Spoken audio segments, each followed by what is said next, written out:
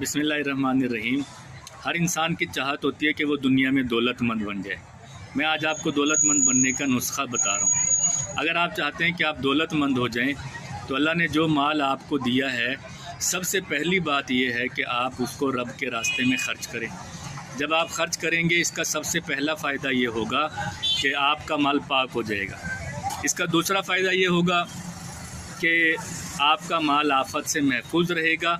इसका तीसरा फ़ायदा ये होगा कि अल्लाह ताला कभी किसी बंदे का कर्ज़ नहीं रखता।